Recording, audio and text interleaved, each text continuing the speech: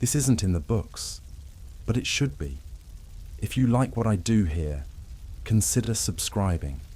Low light, open mind, silence within. In the shadow of progress, there are rooms that never made it into textbooks, laboratories disguised as hospitals, government programs hidden behind innocuous names, populations that disappeared into systems designed to use them and forget them. What you're about to hear isn't conspiracy.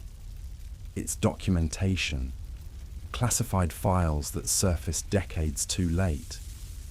Testimonies dismissed as delusion until evidence proved otherwise. The history of medicine is written in breakthroughs and innovations, but beneath that narrative lies another story, one built on bodies that couldn't refuse, voices that were silenced, and suffering that was deliberately erased. This is about the experiments they don't mention in medical school, the trials conducted without consent, the institutions that functioned as supply chains for human material, the doctors who believed progress justified any method of obtaining it. The victims were predictable: prisoners, the mentally ill, the poor, the colonized. Anyone society had already decided didn't matter. And the machinery that enabled their exploitation? It never stopped running. It just learned to operate in ways that make it harder to see. The wound is still open. This is where it began. During World War II, metal-lined chambers concealed more than toxic gases. They housed the systematic erasure of bodies that would never be counted, names that would never be remembered. While soldiers marched through trenches under official orders, hundreds of prisoners were dragged into makeshift basements where the truth about their fates would be silenced forever. The muffled sound of closing doors echoed through corridors where no one dared ask what happened on the other side. And then silence, an engineered silence, designed, necessary. In concentration camps scattered across occupied Europe, experiments weren't exceptions. They were daily operations, recorded in notebooks that now rest in classified archives or simply cease to exist. White-coated doctors observed thermal reactions as human bodies were submerged in tanks of ice water until the brink of collapse. Hypothermia was induced, measured, noted. Not out of genuine scientific curiosity, but through a perverse logic that saw utility where horror should have been. Each recorded number carried a name that was erased, a story that was silenced. The data was cleaned, organized, filed, but humanity, that was left behind. There were also altitude chambers, where atmospheric pressure was manipulated until lungs collapsed and hearts stopped beating. The prisoners didn't know what was happening. They only felt the growing weight in their chests, the impossibility of breathing, the sensation that the world was collapsing from within. Aeronautical engineers awaited the reports. They wanted to know how long a pilot could survive at high altitudes. The answer came, but it came wrapped in human flesh, indescribable pain, and deaths that were never publicly mourned. This information was absorbed, utilized, and then hidden under layers of bureaucracy and institutional secrecy. Experiments with infectious diseases followed the same brutal logic. Typhus, malaria, tuberculosis, diseases that devastated entire populations were injected directly into healthy prisoners. There was no consent, no explanation, just the open wound, the virus entering the bloodstream, and the waiting. Observers noted symptoms, progression, time until death. Military hospitals needed data. Soldiers were falling ill at the front, and someone needed to understand how to cure, or at least delay, biological collapse. But instead of developing vaccines in controlled laboratories, they used human bodies as disposable test tubes. Science advanced, humanity retreated, and when it all ended, when Allied troops liberated the camps and journalists photographed the piles of corpses, something strange happened. Many of those responsible disappeared. Documents were burned. Identities were erased. Some doctors presented themselves to the tribunals. Others fled to distant countries, where they continued their careers under new names and new titles. The truth was fragmented, records classified, and what remained was an incomplete narrative, enough to condemn some, but not to expose everything. The world wanted to turn the page, but what was written between the lines was never fully erased. And meanwhile, somewhere else, other operations were already beginning. The name sounded innocent enough.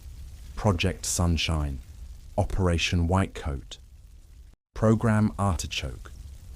Words that could have belonged to agricultural research or community health initiatives. But behind those sanitized titles, entire government departments were running classified operations that treated human beings as raw material. The bureaucratic language was deliberate. It created distance. It allowed those involved to sign documents without feeling the weight of what they were authorizing. A memo about biological stress testing never mentioned the faces of those who would collapse under that stress. It never had to. In the United States during the Cold War, agencies operated with budgets that never appeared in public records. The CIA, the Department of Defense, the Atomic Energy Commission, all maintained programs that required one critical ingredient: people who wouldn't be missed. Orphans, prisoners, the mentally ill, the poor. Populations already silenced by society became perfect subjects for experiments that couldn't be disclosed. Consent forms were fabricated or simply ignored. Medical professionals were recruited with promises of career advancement and national security importance. The truth was compartmentalized so thoroughly that even those conducting the research rarely understood the full scope of what they were part of. MKUltra became the most infamous, but it wasn't alone. While that program focused on mind control and psychological manipulation, others explored radiation exposure, chemical warfare agents, and biological weapons. Hospitals received federal funding to conduct studies that were never fully explained to participants. Patients were told they were receiving cutting-edge treatment. What they actually received were experimental doses of plutonium, uranium, and other radioactive substances. The data collected was classified. The victims were told nothing. Years later, when cancers developed and organs failed, there was no paper trail linking their suffering to those sterile government facilities. The operations expanded internationally. In Guatemala during the 1940s, American researchers deliberately infected prisoners, soldiers, and psychiatric patients with syphilis and gonorrhea. The goal was to test penicillin's effectiveness, but the methods were barbaric. Some were infected through forced sexual contact with infected prostitutes, others through direct inoculation. The Guatemalan government was complicit, receiving funding and equipment in exchange for access to vulnerable populations. When the experiments concluded, many subjects were left untreated. The infections spread. The records were buried. It took over 60 years for the truth to surface, and by then, most of those involved were already dead. What made these programs particularly insidious was their systematic nature. This wasn't rogue scientists operating in isolation. This was institutional policy, approved at the highest levels, funded through official channels, and protected by layers of classification. When whistleblowers emerged, they were discredited or silenced. When documents surfaced, they were redacted beyond recognition. The message was clear. Some truths were too dangerous to be known. And the machinery that enabled those truths, it never really stopped running. It just learned to hide better. In the 1950s, a fog descended over San Francisco, but it wasn't natural. The United States Navy had released massive clouds of bacteria over the city as part of Operation Sea Spray, a biological warfare test conducted without warning, without consent, without any regard for the 800,000 people living below. Residents went about their daily lives, breathing in Serratia marcescens and Bacillus globigi, microorganisms the military deemed harmless. Weeks later, hospitals reported unusual infections. At least one man died. The connection was never officially acknowledged. The operation remained classified for decades. This wasn't an isolated incident. Entire communities across America became unwitting participants in open-air testing. In Minneapolis, zinc cadmium sulfide was sprayed over schools and residential neighborhoods to study how chemical agents would disperse in populated areas. The substance was released from rooftops, trucks, and aircraft. Children played in the streets. Families sat on porches. Nobody knew they were inhaling particles that would later be linked to cancer and respiratory disease. The military's justification was always the same: national security. The Cold War demanded preparedness. And preparedness required data that could only be gathered through real-world testing. In Corpus Christi, Texas, mosquitoes infected with yellow fever were released to test the feasibility of insect-based biological weapons. Researchers wanted to know how quickly diseases could spread through an urban population. They got their answer. The mosquitoes bred, spread, and infected. Local health departments noticed unusual disease patterns, but couldn't trace the source.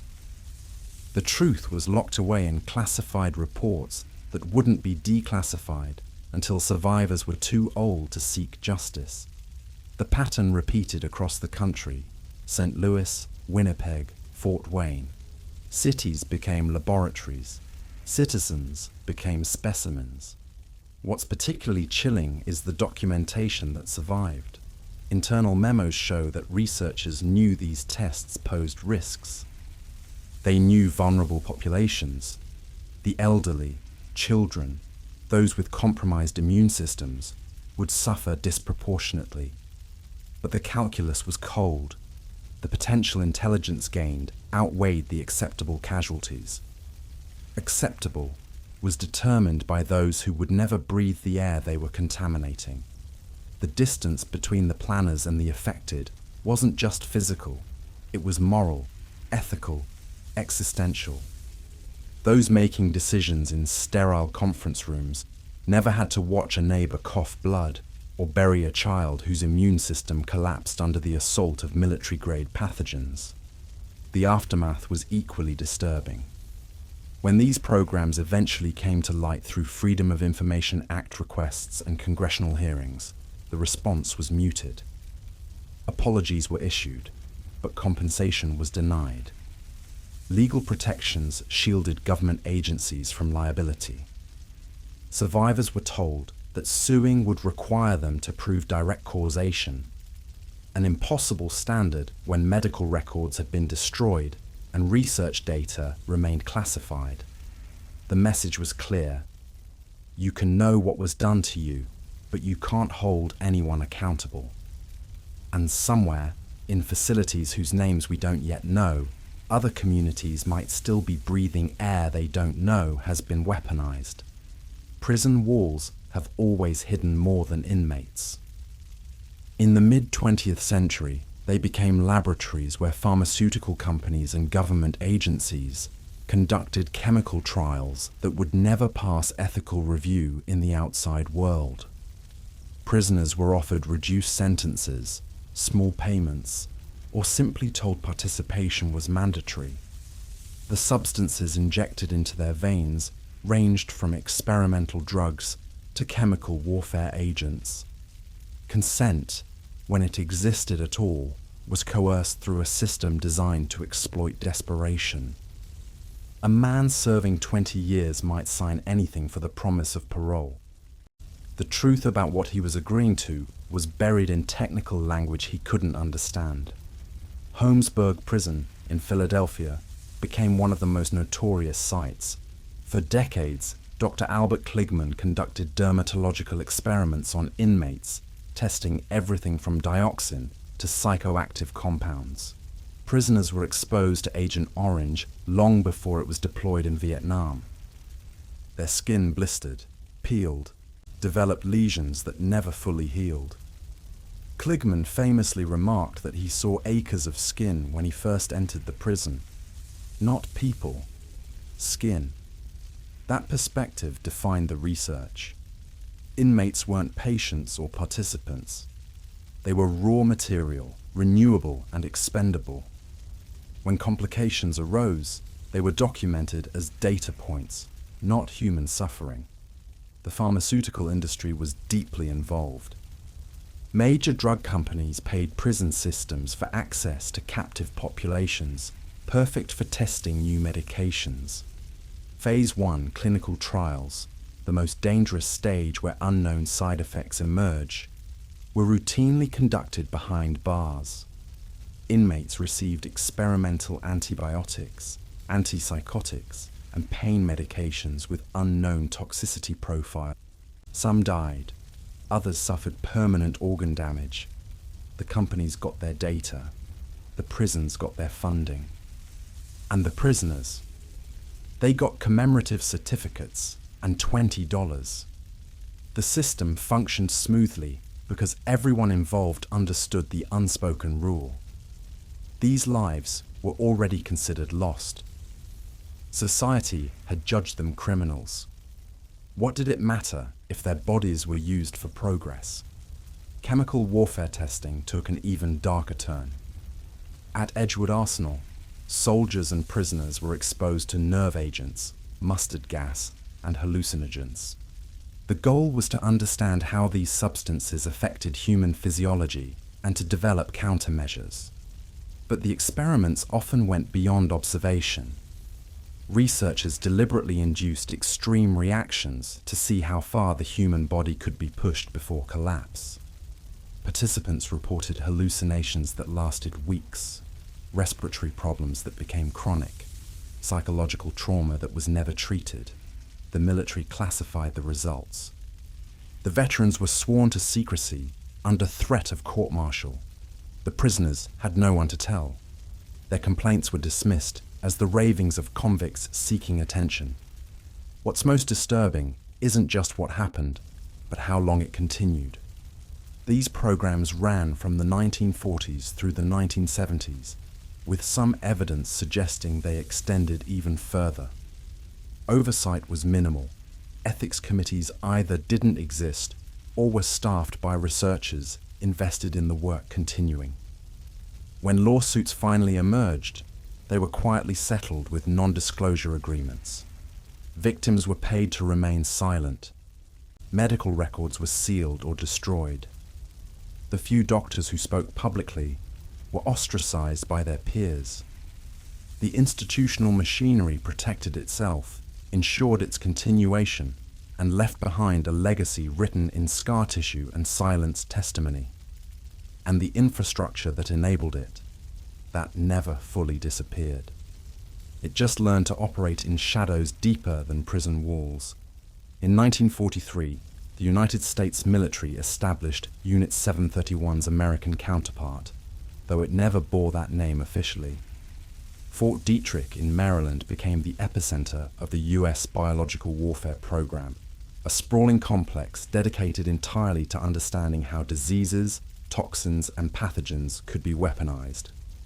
The facility employed thousands, microbiologists, chemists, medical doctors, all working under classifications so tight that even employees didn't know what colleagues in adjacent buildings were developing. The mission was clear: create weapons capable of incapacitating or killing enemy populations while remaining undetectable. The methods required human testing, and human testing required subjects who couldn't refuse. Camp Detrick, as it was initially known, operated with a budget that disappeared into black line items no congressman could question. The Department of Defense funneled resources into research programs with names like Special Operations Division and Project 112. These weren't defensive initiatives studying how to protect soldiers from biological attacks. They were offensive operations developing delivery systems for anthrax, tularemia, and Q fever. Scientists cultured pathogens in quantities sufficient to wipe out entire cities. They tested dispersion methods using aerosol sprays over populated areas. The data required wasn't theoretical. It needed real exposure rates, real infection timelines, real mortality statistics. And that data came from human beings who never knew they were part of the experiment. The military didn't work alone. Collaboration with universities gave the research an academic veneer. Grants were distributed to institutions willing to conduct studies that couldn't be directly attributed to the Department of Defense. At the University of Rochester, researchers exposed patients to radioactive materials to study weapons-related injuries. At Vanderbilt University, pregnant women were given radioactive iron supplements without being told. The connection to military research was obscured through layered funding mechanisms and compartmentalized objectives. Professors published papers with sanitized methodologies that never mentioned the source of their data. Peer reviewers didn't ask uncomfortable questions. The scientific community maintained plausible deniability while benefiting from research that advanced careers and secured tenure.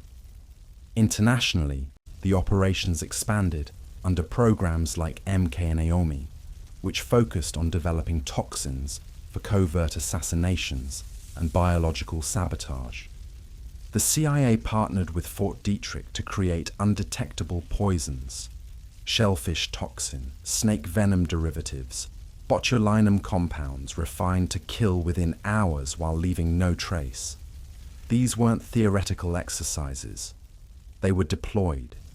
Political figures in foreign nations died suddenly from heart attacks or strokes that were actually induced biological failures.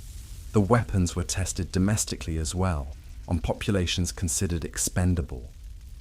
Nursing homes, psychiatric wards, prisons, anywhere the sick or institutionalized gathered became potential testing grounds. The elderly and infirm died regularly. A few extra deaths attributed to natural causes raised no alarms. What makes these military departments particularly insidious is their permanence. Fort Detrick still operates today, now as the U.S. Army Medical Research Institute of Infectious Diseases. The mission has allegedly shifted to defensive research, studying countermeasures against biological threats. But the infrastructure remains, the expertise persists. The clearance levels that prevent oversight are still in place. Documents from that era remain classified, not for national security, but because their contents would expose a systematic program of human experimentation that spanned decades. The scientists involved retired with honors.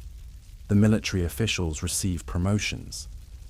And the bodies used to generate their data were cremated, buried in unmarked graves, or simply erased from official records. The department continues its work. The truth about what built its foundation remains hidden behind walls thicker than concrete. Secrecy wasn't just a protocol, it was a culture, carefully cultivated across institutions that understood their survival depended on silence. Researchers, administrators, and government officials operated within a system where asking questions marked you as unreliable, and speaking publicly meant career suicide. The mechanisms of erasure were sophisticated. Documents were shredded before they could be subpoenaed. Witnesses were transferred to remote facilities, and whistleblowers found themselves institutionalized in the very psychiatric wards they were trying to expose. The truth became dangerous, not because it was unknown, but because knowing it carried consequences that few were willing to face. Medical facilities developed internal languages, designed to obscure rather than clarify. Experiments weren't called experiments. They were therapeutic interventions or diagnostic procedures. Subjects weren't subjects. They were patients receiving care. Death wasn't death. It was treatment failure or adverse outcome. This linguistic camouflage served dual purposes. It allowed those involved to maintain psychological distance from their actions, and it created documentation that could be publicly released without revealing the underlying horror. A memo authorizing enhanced stress testing on volunteer populations read like bureaucratic routine. Only those inside the system knew it meant subjecting institutionalized patients to psychological torture until their minds collapsed. The erasure of witnesses was systematic. Nurses who questioned unusual procedures were reassigned to night shifts in remote wings where they couldn't observe ongoing research. Orderlies who saw too much were dismissed for fabricated infractions. Family members who demanded answers about a relative's sudden decline were told the patient had been transferred to another facility, a facility that often didn't exist. When people disappeared into these institutions, they truly disappeared. Records were lost. Death certificates listed causes that bore no relation to experimental complications. Bodies were cremated before autopsies could be performed. The institutional machinery didn't just hide the truth. It actively manufactured an alternative reality where nothing suspicious had ever occurred. Classification systems provided legal armor against disclosure. Research funded by military or intelligence agencies was automatically stamped with security designations that prevented public access for decades. Even after mandatory declassification periods expired, documents were released so heavily redacted they became meaningless. Entire pages reduced to black rectangles. Names removed, dates obscured, locations classified. What remained was a skeletal narrative that raised more questions than it answered. And those questions couldn't be pursued because the people who could answer them were protected by official secrecy oaths enforced through criminal penalties. The truth existed, meticulously documented in filing cabinets and microfilm archive, but it existed in a form designed to be inaccessible. The culture of secrecy didn't end when programs were officially terminated. It evolved. Researchers moved to private sector positions, where corporate confidentiality laws replaced government classification. Data collected through unethical means was laundered through legitimate studies that cited anonymous, historical data sets. The pharmaceutical industry, academic institutions, and government agencies maintained informal networks where former colleagues continued collaborating, sharing information that would never appear in public journals. Victims who survived were tracked not to provide care, but to monitor long-term effects that could inform future research. They were studied until death, their medical records flagged with codes that triggered automated notifications when they entered hospitals or applied for disability benefits. The institutions that harmed them never stopped watching. They just learned to watch from positions where they couldn't be watched back. Psychiatric hospitals in the mid-20th century weren't sanctuaries for healing. They were warehouses for the unwanted, and within those walls, certain wards became arenas for psychological manipulation that medical textbooks would never acknowledge. Patients committed by families who couldn't manage them, or by courts that deemed them unfit for society, had no legal recourse. Once inside, they belonged to the institution. Consent became meaningless when the state had already declared you incompetent. Doctors operated with impunity, knowing their subjects couldn't report what was being done to them. And even if they did, who would believe the testimony of someone officially diagnosed as insane? Electroshock therapy was supposed to be treatment. In practice, it became a tool for behavioral control and experimental research. At institutions like Creedmoor Psychiatric Center and Willowbrook State School, patients received electrical currents far exceeding therapeutic recommendations. The goal wasn't to alleviate symptoms, but to observe how much voltage the human brain could withstand before permanent damage occurred. Some patients received shocks multiple times daily for weeks. Their memories dissolved, personalities fragmented. The ability to form coherent thoughts eroded until nothing remained but a compliant shell. Families who visited found strangers wearing familiar faces. The doctors noted the transformations in clinical language, calling it progress. The truth was erasure, methodical and complete. Chemical lobotomies followed similar logic. Instead of surgical intervention, psychiatrists administered drugs that induced the same cognitive flatness a scalpel would achieve. Thorazine, chlorpromazine, and experimental compounds were given in doses that sedated patients into near catatonic states. The medical justification was symptom management, but the underlying motivation was control. An institution with 2,000 patients and 50 staff needed compliance, not recovery. Drugged patients didn't resist. They didn't complain. They didn't remember enough to report what was happening to them. And when these medications caused irreversible neurological damage, tremors, muscular rigidity, the inability to speak clearly, it was documented as disease progression, not iatrogenic harm. The most disturbing experiments involved sensory deprivation and isolation. At McGill University's Allen Memorial Institute, Dr. Ewan Cameron developed techniques funded by the CIA's MKUltra program. Patients were placed in isolation chambers for weeks, subjected to repetitive audio messages designed to break down existing thought patterns and implant new ones. They were given massive doses of LSD and subjected to electroshocks while unconscious. The stated goal was treating mental illness. The actual objective was developing mind control techniques applicable to interrogation and psychological warfare. Patients emerged from these sessions unable to recognize their own families, unable to recall their own names. Some never recovered. Their medical records described successful treatment outcomes.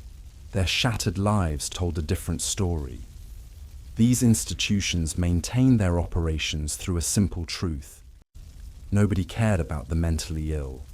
Families were relieved to have difficult relatives institutionalized. Society was content to have problem populations removed from public view. Politicians praised superintendents for running efficient, quiet facilities.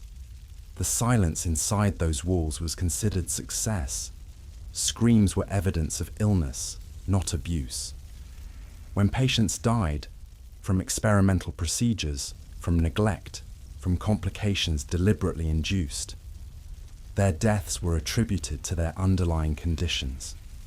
The psychiatric hospitals functioned as perfect laboratories because their subjects had already been socially erased before the first experiment began. And when reforms finally came decades later, the focus was on closing institutions, not on investigating what had happened inside them. The buildings were demolished, the records were lost, the witnesses were dead or too damaged to testify. The hidden arenas of psychological manipulation simply disappeared, taking their secrets with them into unmarked graves and classified archives that will never be fully opened. The trenches of World War I weren't just battlefield.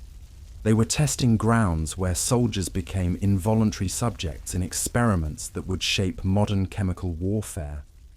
Mustard gas, phosgene, chlorine. These agents weren't deployed without prior knowledge of their effects. That knowledge came from deliberate exposure of troops who believed they were receiving standard military training. In camps across Europe, soldiers were marched into sealed chambers and exposed to concentrations of gas, calibrated to study incapacitation rates, symptom progression, and lethality thresholds. They were told it was necessary preparation for combat. What they weren't told was that they were the experiment itself. British facilities at Porton Down conducted some of the most extensive testing. Soldiers volunteered, though volunteer is a complicated term when refusing a superior officer's request could result in disciplinary action or accusations of cowardice. They were led into chambers, given inadequate protective equipment, and exposed to agents that blistered their lungs and skin. Medical officers observed from safe distances, recording how long it took for respiratory distress to become fatal, how quickly mustard gas caused blindness, whether phosgene-induced pulmonary edema could be reversed. The soldiers who survived were sworn to secrecy under the Official Secrets Act. Those who died were buried with honors, their cause of death listed as combat-related injuries. The truth was classified. American forces conducted parallel experiments at Edgewood Arsenal and other facilities. Soldiers were exposed to mustard agents and lewisite, a chemical weapon so toxic that even minimal exposure caused immediate tissue destruction. The military's justification was straightforward. Understanding these weapons required human data, and soldiers were already government property, obligated to follow orders regardless of personal risk. What made these experiments particularly cruel was their redundancy. By 1918, the effects of chemical weapons were well documented through battlefield observations and enemy research. The continued testing wasn't about gathering unknown information. It was about establishing dosage tables, weaponization efficiency, and delivery mechanisms. Soldiers weren't being prepared for war. They were being used to refine it. The psychological experiments were equally devastating. Shell shock, as it was then called, wasn't understood as post-traumatic stress disorder. It was considered weakness, possibly cowardice. Military psychiatrists conducted experiments to determine whether electric shocks, sensory deprivation, or induced terror could cure soldiers of their trauma and return them to combat effectiveness. Men who collapsed under the psychological weight of industrial-scale slaughter were subjected to treatments designed to break them further, to rebuild them into functional weapons regardless of the human cost. Some were restored to superficial functionality and sent back to the front, where they died within weeks. Others never recovered, spending the rest of their lives in institutions where their wartime trauma was compounded by experimental abuse disguised as therapy. After the armistice, the secrecy intensified. Veterans who developed cancers, respiratory diseases, and neurological conditions decades after exposure couldn't prove causation. Their military medical records were incomplete or had disappeared entirely. Compensation claims were denied because the government refused to acknowledge that experimental exposures had occurred. The few veterans who spoke publicly were dismissed as suffering from war-related delusions. The military maintained that all chemical exposures were accidental battlefield incidents, not deliberate tests. The lie held for generations, protected by classification and the simple fact that witnesses kept dying. By the time documents began surfacing through declassification processes in the 1990s, most of the victims were already dead. The soldiers who had served their countries with the expectation of care and honesty had instead been used, silenced, and erased. Their sacrifice wasn't on the battlefield. It was in laboratories where their own governments treated them as expendable resources in the name of military advancement. The Nuremberg Code emerged in 1947, a direct response to the horrors revealed during the Nazi medical trials. Its principles seemed clear. Voluntary consent is absolutely essential. Experiments must avoid unnecessary suffering, and researchers must be qualified to conduct their work. The international community praised it as a moral turning point, a line drawn between barbarism and civilization. But what wasn't discussed was how carefully that line was drawn to condemn past atrocities while allowing future ones to continue under different names. The code applied to war crimes, not to government-sanctioned research. That distinction created a loophole wide enough to drive entire programs through. The Declaration of Helsinki followed in 1964, expanding ethical guidelines for medical research. It introduced concepts like risk-benefit analysis and independent ethics review. On paper, these protections appeared robust. In practice, they were interpreted with remarkable flexibility. Informed consent became a document patients signed without understanding, written in technical language that obscured true risks. Independent review meant committees staffed by colleagues invested in seeing research continue. The ethics codes didn't prevent unethical research. They professionalized it, gave it institutional legitimacy, and created bureaucratic processes that distributed responsibility so thoroughly that no single person could be held accountable when things went wrong. American institutions continued human experimentation throughout the decades when these ethical frameworks were supposedly in place. The Tuskegee syphilis study ran from 1932 to 1972, well past Nuremberg, well past Helsinki. 600 impoverished black men were told they were receiving free healthcare, while researchers deliberately withheld treatment to study the disease's natural progression. When penicillin became the standard cure in 1947, they weren't given it. They were studied until death. The research was published in medical journals. Colleagues knew.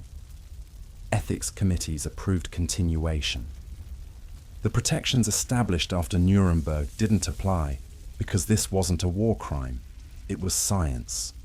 And science apparently operated under different rules.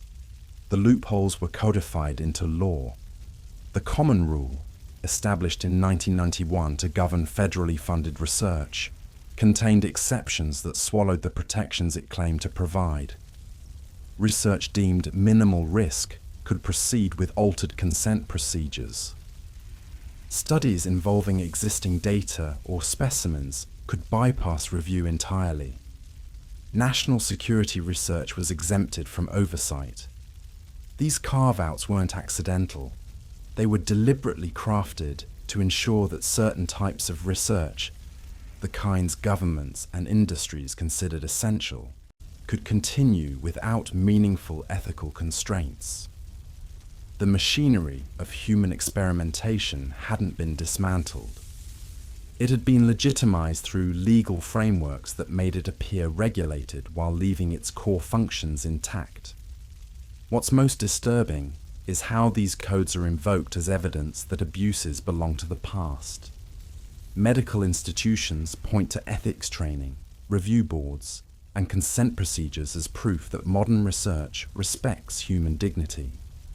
But the same institutional structures that enabled historical abuses remain in place. Pharmaceutical companies still conduct trials in countries with weak regulatory oversight. Military research still operates under classification that prevents independent review. Prisoners, the poor, and the mentally ill are still disproportionately recruited as research subjects. The ethical codes didn't end exploitation. They created paperwork that makes exploitation harder to prosecute. The wound isn't healed. It's been bandaged with documents that look official but change nothing fundamental about the relationship between those who have power and those who don't. The legacy of Nuremberg isn't protection. It's the illusion of protection, carefully maintained by institutions that learned the most important lesson. Never again will we get caught without proper documentation. Victorian England's medical schools had a problem. Anatomy couldn't be taught without cadavers, and legal sources, executed criminals and unclaimed bodies from workhouses, provided nowhere near enough specimens for the growing number of students. The Anatomy Act of 1832 attempted to address this shortage by allowing the bodies of paupers to be claimed for dissection. But even that wasn't sufficient. Demand exceeded supply, and when legal avenues failed, illegal ones flourished. Resurrection men, as they were euphemistically called, became essential partners to medical education. They were grave robbers, operating in the hours between midnight and dawn, and their services were purchased by some of the most respected institutions in Britain. The process was systematic. Fresh graves were targeted. Bodies needed to be recently deceased to be useful for anatomical study. Resurrection men worked in teams, one digging while others kept watch. They didn't take valuables, which would constitute theft and carry heavier penalties. They took only the bodies, which legally belonged to no one once buried. The corpses were transported in sacks to medical schools through back entrances, exchanged for cash that never appeared in official ledgers. Surgeons and professors maintained plausible deniability. They didn't ask where the bodies came from. They simply paid the going rate and scheduled their lectures. The system functioned smoothly because everyone involved understood that progress required moral compromise. Certain populations were targeted more aggressively than others. The poor, buried in mass graves with minimal security, were easiest to extract. But there was particular demand for unusual specimens. The very tall, the very short, those with visible deformities or rare conditions. Resurrection men began taking orders, seeking out specific types of bodies from specific cemeteries. In some cases, they didn't wait for natural death. The Burke and Hare murders in Edinburgh exposed what had likely been happening elsewhere undetected. 16 people were murdered to supply cadavers to Dr. Robert Knox, a prominent anatomist who claimed ignorance about their origins. He faced no legal consequences. The murders were blamed entirely on the suppliers, not the market that incentivized them. Clandestine cemeteries became particularly vulnerable. Jewish burial grounds, Catholic graveyards, and burial sites for marginalized communities were raided repeatedly because they lacked the resources for proper security. Families who couldn't afford iron cages or mort safes to protect graves watched helplessly as their loved ones were stolen from the earth. Some communities organized night watches, but resurrection men were professionals. They knew how to circumvent patrols, bribe guards, and work with speed that minimized detection risk. The bodies of children were especially valuable, easier to transport, useful for pediatric anatomy, and taken from families least able to fight back legally or financially. The medical establishment's complicity was absolute. Textbooks didn't mention the source of their illustrative cadavers. Medical journals published anatomical findings without acknowledging that the knowledge came from stolen bodies. Surgeons who built their reputations on anatomical precision owed their expertise to a black market they funded but never formally acknowledged. When legislation eventually tightened and the trade diminished, it wasn't because of moral awakening. It was because medical schools secured legal access to institutional bodies, workhouse dead, asylum patients, anyone who died in state custody without family to claim them. The vulnerable simply transitioned from illegal to legal exploitation. The resurrection men disappeared from history, but their function was absorbed into systems that operated with the same essential logic. Certain bodies don't belong to themselves. They belong to progress. And progress has always been willing to dig up graves to find what it needs. Eugenics didn't begin as pseudoscience. It emerged from prestigious universities, championed by respected scientists who believed human improvement could be achieved through selective breeding. Francis Galton coined the term in 1883, drawing inspiration from his cousin Charles Darwin's work on natural selection. The logic seemed rational to the educated elite. If livestock could be bred for desirable traits, why not humans? Within decades, eugenics became scientific orthodoxy, taught at Harvard, Stanford, and Yale. It received funding from the Rockefeller Foundation and Carnegie Institution. It wasn't fringe ideology. It was mainstream academic consensus, and that respectability made it devastating. The movement's greatest achievement was linguistic camouflage. Forced sterilization was called reproductive health policy. Institutionalization of the disabled was termed protective custody. Marriage restrictions for the unfit were presented as genetic hygiene. This sanitized vocabulary allowed horrific policies to be implemented by people who genuinely believed they were advancing civilization. Doctors performing sterilizations saw themselves as progressive reformers preventing suffering before it could begin. Social workers removing children from genetically inferior families believed they were protecting future generations. The cruelty wasn't incidental. It was the mechanism through which scientific progress would be achieved, and that made it not just acceptable, but necessary. American eugenics laws provided the template for Nazi Germany's racial policies. German scientists corresponded with American eugenicists, citing their research and praising their legislative successes. The forced sterilization programs that began in California in 1909 directly influenced the Gesetz zur Verhütung erbkranken Nachwuchses, the law for the prevention of genetically diseased offspring, enacted in 1933. Over 60,000 Americans were forcibly sterilized before the practice was officially discontinued. The targets were predictable: the poor, the mentally ill, the disabled, indigenous populations, and black communities. Eugenics gave scientific justification to existing prejudices, transforming social bigotry into biological imperative. It wasn't about improving humanity. It was about eliminating those whom the powerful had already decided were less than human. Academic institutions remained complicit long after the Nazi atrocities made eugenics politically toxic. Research continued under different names: population genetics, behavioral biology, sociobiology. The questions remained essentially unchanged. Which populations were genetically superior? Which traits should be encouraged? Which bloodlines should be prevented from reproducing? Funding flowed through organizations that had rebranded but maintained the same fundamental mission.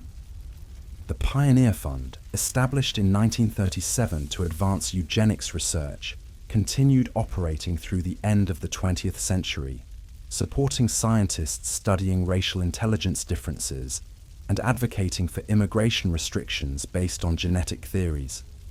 The framework never disappeared. It just learned to speak in code words that avoided explicit references to racial purity while promoting identical policies. The legacy persists in ways rarely acknowledged. Modern discussions about genetic screening, embryo selection, and CRISPR gene editing operate within ethical frameworks that claim to have learned from eugenics mistakes. But the underlying assumption remains: some lives are worth preventing, some traits are worth eliminating, some humans are more valuable than others. The difference now is choice. Parents decide rather than the state. But choice exercised within a society that devalues disability, that equates genetic difference with defect, that sees certain conditions as tragedies to be prevented rather than variations to be accommodated, isn't free choice. It's eugenics with a consent form. The science has advanced, the technology has improved. But the wound at the center, the belief that humanity can be perfected by eliminating those deemed imperfect, that wound has never closed. It's just been covered with language about autonomy and progress, obscuring the truth that we're still deciding which lives deserve to exist and which don't, and we're still calling it science. When experiments killed, the deaths couldn't be recorded honestly.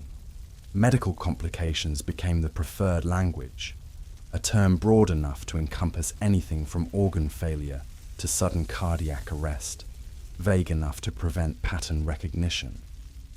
A patient dies after receiving an experimental drug. Cardiac complications. A prisoner collapses following exposure to chemical agents.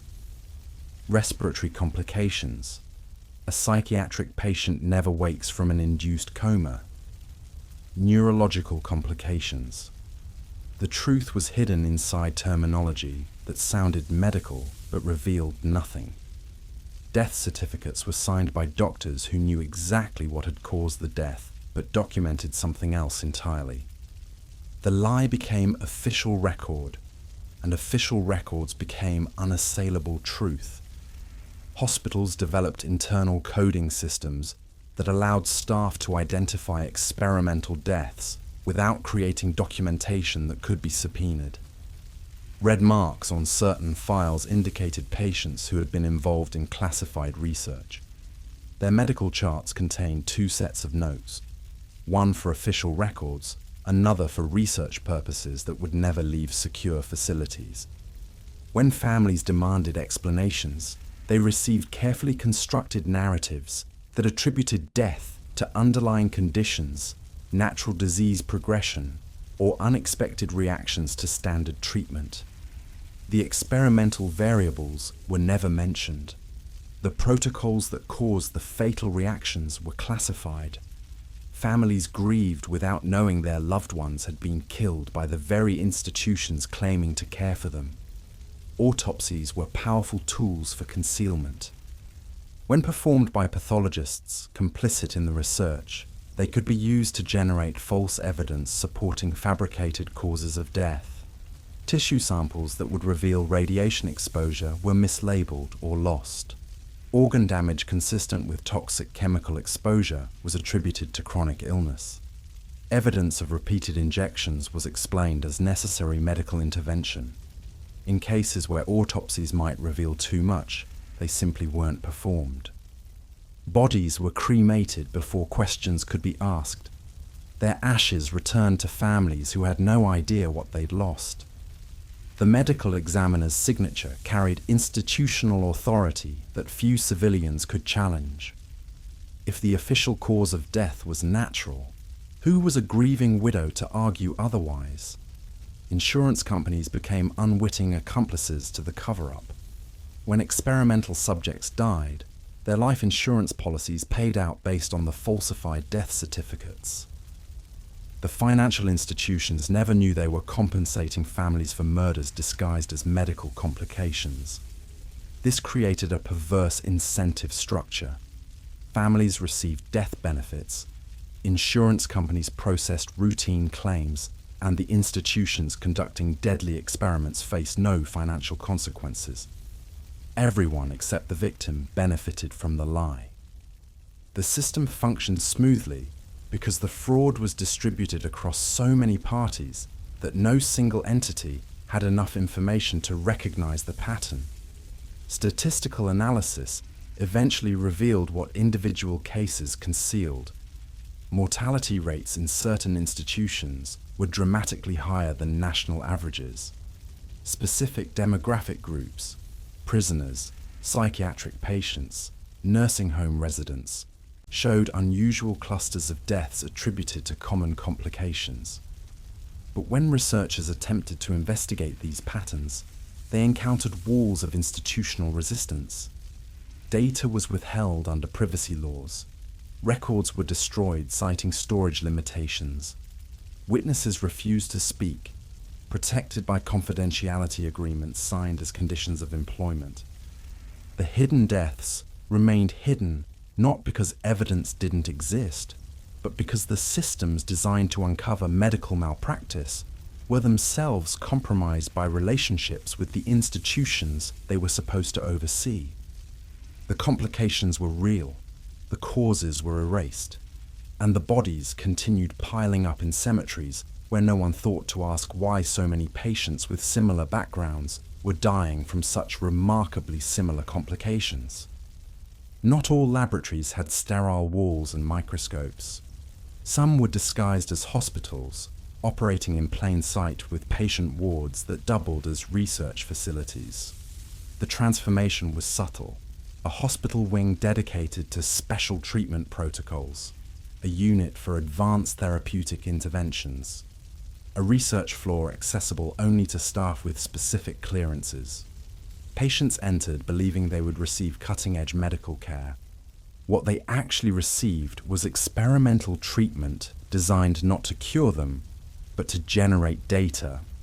The hospitals functioned normally in most respects, maintaining their public mission of healing, but certain floors, certain departments, operated under different rules entirely. The dual function was maintained through careful compartmentalization. Nurses working in experimental units were told they were participating in clinical trials approved by ethics committees. They weren't shown the full protocols. Doctors administering treatments received instructions that emphasized scientific importance while downplaying risks. Patients signed consent forms written in language so technical that comprehension was impossible. The hospital administration maintained plausible deniability. If questioned, they could produce documentation showing proper procedures were followed, even though those procedures were designed to obscure rather than inform. The system worked because everyone involved saw only their small piece of it, and no single person held enough information to recognize the larger operation. Funding streams revealed the hidden purpose. Hospitals conducting this research received grants that far exceeded typical medical research budgets. The money came from military contracts, intelligence agencies, and pharmaceutical companies willing to pay premium rates for human data that couldn't be obtained through conventional trials. These financial relationships were buried in complex institutional budgets where a single payment might be split across dozens of line items, making the source invisible to anyone not specifically looking for it. The hospitals needed the funding to maintain operations. The funders needed the access to human subjects. The arrangement was mutually beneficial, and the patients whose bodies generated the data were never part of the negotiation. The research conducted in these undeclared laboratories pushed boundaries that conventional facilities couldn't cross. New surgical techniques were tested on patients who didn't know they were receiving experimental procedures. Pharmaceuticals bypassed standard safety testing and went straight to human trials on hospital populations considered unlikely to complain. The elderly with dementia, immigrants with limited English, patients under psychiatric care. The results were documented meticulously, not in hospital records, but in research databases maintained separately. When patients suffered complications or died, their outcomes were recorded as treatment failures in hospital files, while the same data appeared in classified research reports as successful data collection. The double bookkeeping allowed the hospitals to maintain clean public records while operating what were essentially human testing facilities. This model persists in modified forms today. Teaching hospitals conduct research on patient populations, often without clear distinction between standard treatment and experimental protocols. Patients trust that academic medical centers provide the best care available. They don't realize that best care sometimes means becoming part of a study they never explicitly agreed to join. The consent forms have gotten longer, the ethics reviews more detailed, but the fundamental dynamic remains unchanged. Certain institutions function as laboratories hiding behind the institutional legitimacy of hospitals. The research continues, the patients trust. And the truth about what happens in certain wings, on certain floors, remains carefully managed by people who understand that the public's faith in medical institutions depends on never fully seeing how those institutions actually operate. Asylums and prisons shared a common function beyond their stated purposes. They warehoused populations society had already discarded. and discarded populations made perfect research material. The institutionalized had no political power, limited legal rights, and often no family members checking on them. When patients disappeared from asylum rolls or prisoners died in custody, inquiries were rare. These institutions became supply chains, feeding universities and research facilities with a steady stream of bodies that science needed but couldn't publicly request. The arrangement was never formalized in contracts. It operated through informal networks where superintendents, wardens, and medical researchers understood their mutual interests without needing explicit agreements. State mental hospitals were particularly valuable sources. Patients committed indefinitely under involuntary commitment laws could spend decades institutionalized, their bodies available for longitudinal studies that required extended observation periods.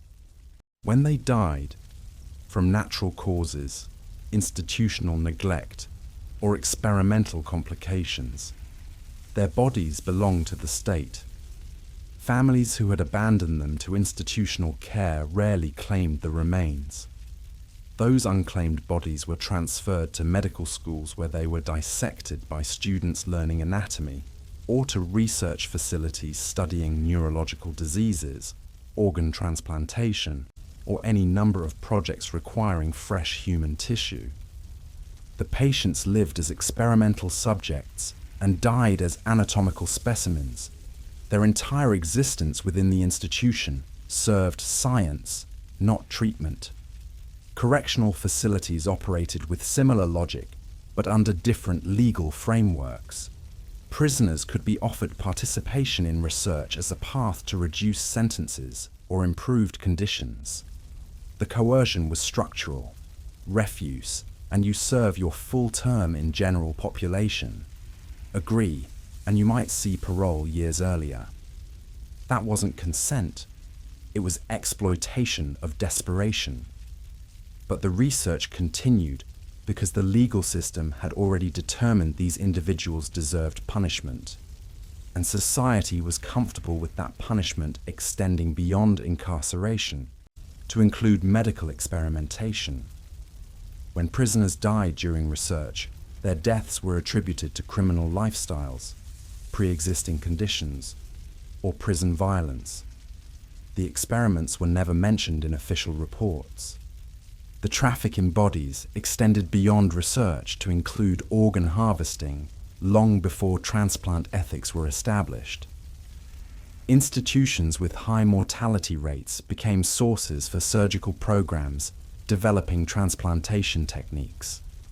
Hearts, kidneys, livers, all were removed from institutional dead with neither family permission nor public acknowledgement. The surgeons needed practice. The institutions needed funding. The bodies existed in a legal grey area where consent wasn't required because the deceased had been wards of the state. When transplant ethics finally emerged in the 1970s and 80s, they focused on consent from living donors and proper allocation of organs. They didn't address the thousands of bodies that had been used to develop the techniques, the asylum patients and prisoners, whose organs had been harvested to perfect procedures that would later be performed with full ethical oversight on patients who mattered. This infrastructure hasn't been fully dismantled. It's been reformed, regulated, subjected to oversight that looks substantial on paper. But the fundamental relationship persists. Institutions that house vulnerable populations continue to have relationships with research facilities. The language has changed. Now it's research partnerships and academic affiliations. The consent forms are longer, the ethics committees more active. But prisoners are still disproportionately recruited for pharmaceutical trials. Psychiatric facilities still participate in studies that wouldn't be approved in general populations. The bodies of the institutionalized still serve science, just through mechanisms that have learned to produce proper documentation.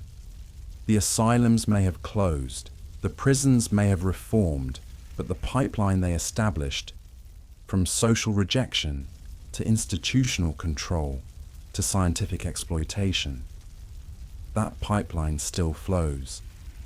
It's just been buried under paperwork that makes it harder to see. Medical history has always been written on the bodies of the poor. The wealthy, when sick, received private care in their homes, attended by personal physicians who understood that reputation depended on discretion and outcomes. The poor had no such protection. They sought treatment at charity hospitals, public clinics, and teaching institutions where care came with an unspoken condition. Your body belongs to science. Nobody explained this explicitly. It was simply understood that free treatment meant surrendering autonomy. Medical students needed to practice procedures, researchers needed test subjects, and poverty ensured a steady supply of people, too desperate to refuse whatever was offered. Teaching hospitals built their entire educational model on this exploitation. Medical students learned to perform surgeries on charity patients long before they were qualified, their mistakes covered by attending physicians who documented complications as unfortunate but inevitable outcomes. The poor absorbed the learning curve. When a procedure succeeded, it advanced medical knowledge. When it failed, the patient died or suffered permanent damage, but rarely with legal consequences. Charity care operated in a space where accountability was minimal, because patients who received free treatment were considered to have no grounds for complaint. The exchange was explicit. We give you care you couldn't afford. You give us your body to practice on. The fact that this care was often experimental, dangerous, or unnecessary was never part of the negotiation. Pharmaceutical companies recognized the value of impoverished populations early. Clinical trials require large numbers of participants, and recruiting wealthy volunteers is expensive and difficult. The poor, however, could be compensated with minimal payments that seemed substantial to someone facing eviction, but were negligible compared to trial costs. In developing nations, entire communities became testing grounds for drugs that would eventually be marketed to wealthy Western populations. The trials collected data on efficacy and side effects, but when complications arose, participants had limited access to follow-up care. Their suffering generated the safety data that protected future patients, but they themselves received no benefit from their contribution. They were raw material in a supply chain that extracted value from their bodies and returned nothing.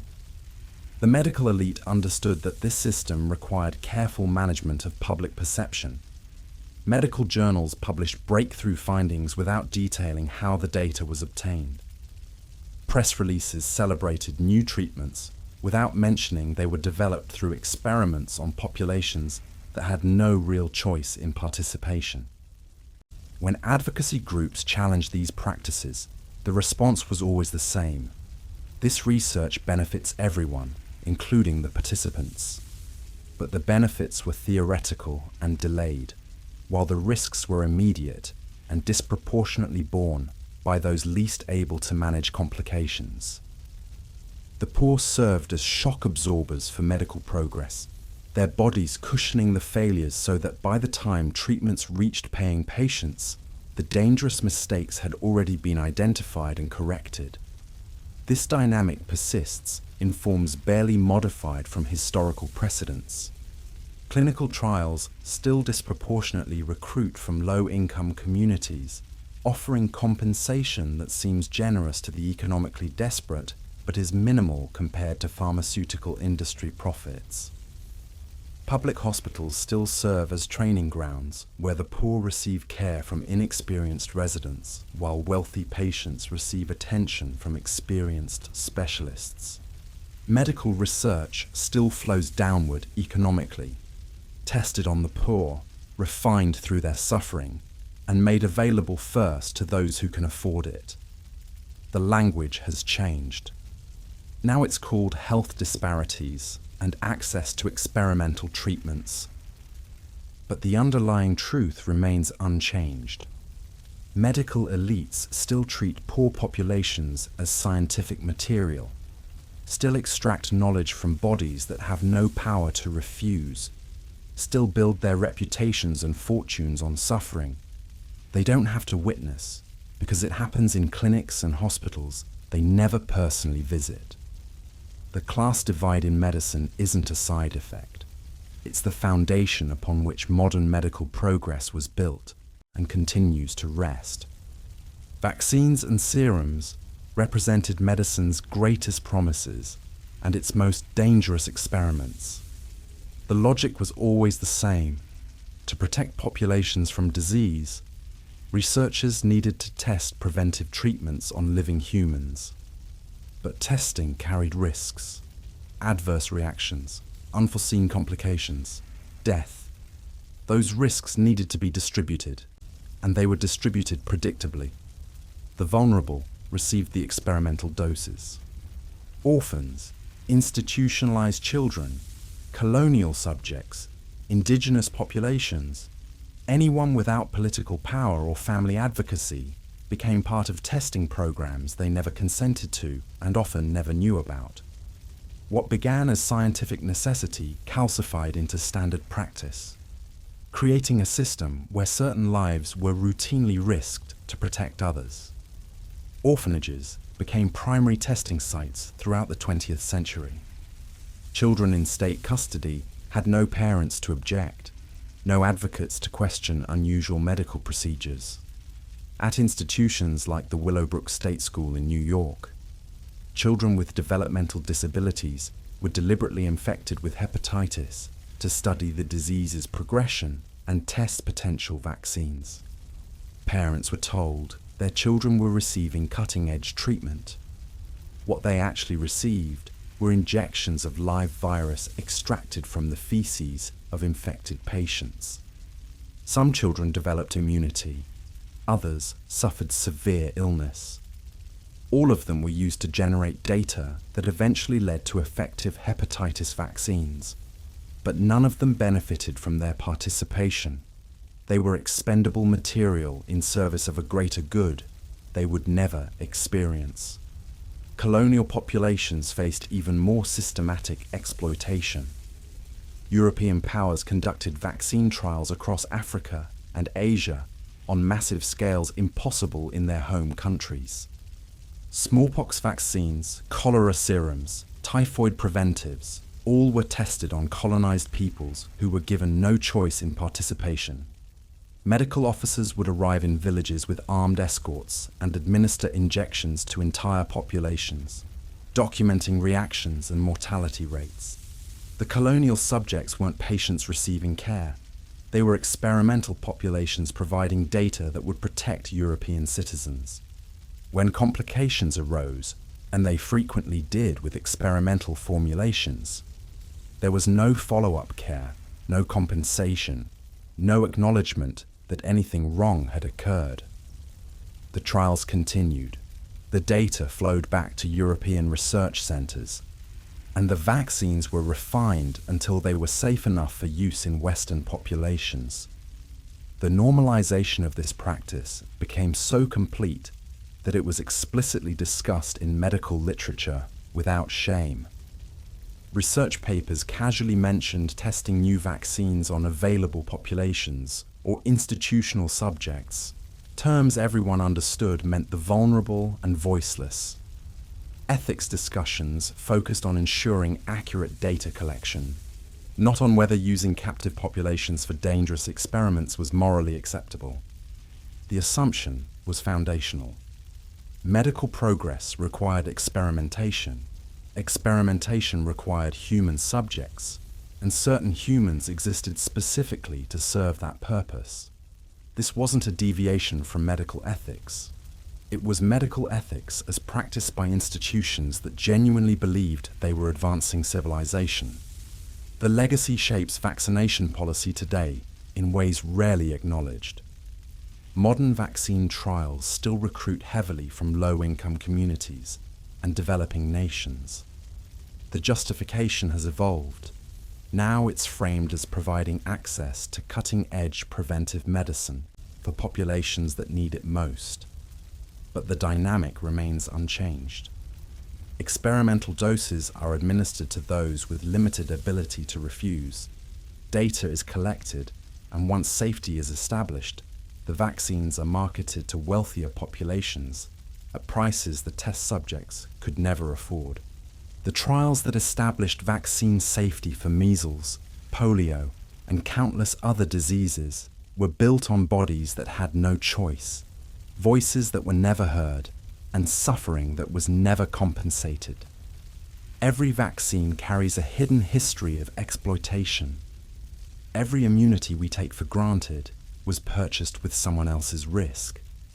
And the systems that enabled that purchase are still operating, just with better informed consent documents that most participants can't fully understand anyway. The wound isn't historical. It's ongoing, covered with the language of public health, but functioning with the same essential logic that has always governed who benefits from medical progress and who pays the price for it. Before dissection was regulated, it was simply done.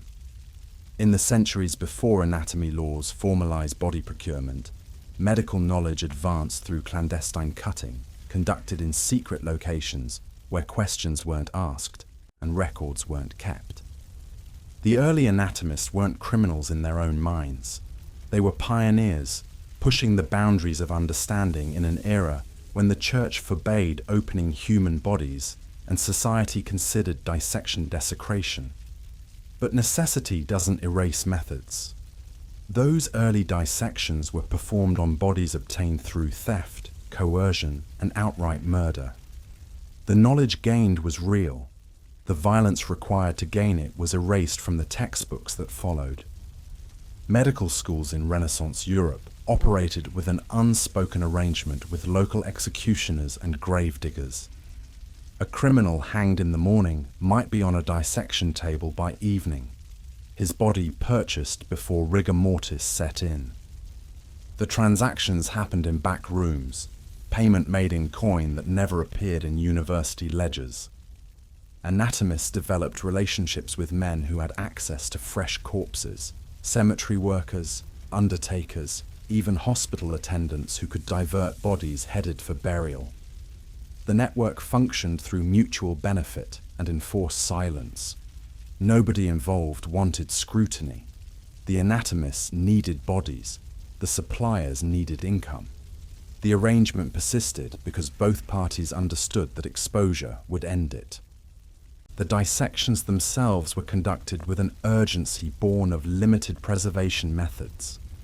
Bodies decomposed quickly, especially in warm months, so anatomists worked in marathon sessions, cutting continuously until the specimen was too degraded to provide useful information. These weren't careful, methodical examinations. They were desperate races against decay, conducted in poorly ventilated rooms where the stench was overwhelming and the risk of disease transmission was constant. Students observed from crowded galleries, taking notes while body parts were removed, displayed, and discarded. What they were learning was invaluable. The structure of organs, the pathways of nerves, the mechanics of human physiology. But they were learning it from stolen bodies, and that theft was never mentioned in their education. The secrecy extended to publication. Anatomical texts from this era contain detailed illustrations of human internal structures, but they never explain whose bodies provided the models. The drawings are presented as universal representations of human anatomy, divorced from the specific individuals who were cut open to produce them. This erasure was deliberate. Acknowledging the source would invite questions about consent, legality, and ethics that the medical establishment wasn't prepared to answer. So the bodies became anonymous, their identities stripped away along with their skin, leaving only the anatomical knowledge their deaths produced. The violence of their dissection was transformed into scientific illustration, beautiful in its precision, horrifying in what it concealed. This foundation remains embedded in medical education. Modern anatomy courses use cadavers obtained through legal donation programs with explicit consent. But the knowledge being taught, the standard anatomical understanding that shapes how doctors understand human bodies, that knowledge was built on centuries of unconsented dissection. Every diagram in a medical textbook traces its lineage back to those secret cutting rooms, those stolen bodies, those erasures of identity in service of science. Medical students don't learn this history. They learn anatomy as if it emerged naturally, discovered through ethical research by brilliant minds. The truth is messier. Anatomy was built on bodies that couldn't say no, cut open by people who convinced themselves that advancing knowledge justified any method of obtaining it. The early dissections weren't just performed in secrecy. They were secret in their very nature, producing public knowledge from private violence, transforming theft into textbook, and ensuring that medical understanding would forever carry the hidden weight of unconsented flesh opened in darkness and examined until there was nothing left to hide. 17th century Europe operated on a brutal logic. Certain bodies had value, and certain bodies had none. The prisons that lined narrow streets in London, Paris, and Amsterdam weren't just holding facilities. They were warehouses for human material that society had already deemed worthless. Inmates convicted of minor crimes, theft, vagrancy, unpaid debts, found themselves trapped in systems that viewed them as resources rather than people. When they died, and many did from disease, malnutrition, and neglect, their bodies didn't receive Christian burial. They disappeared into networks that connected prisons to medical theatres, their flesh becoming the foundation for anatomical knowledge that would define modern medicine. The anonymity was systematic and deliberate. Prison records often listed inmates by number rather than name, especially those from the lowest economic classes. When death occurred, which it did with regularity in overcrowded, disease-ridden cells, the absence of identity made transfer to medical facilities seamless. Nobody came looking for John Doe from cell 47. Nobody questioned when his body failed to appear in the prison cemetery.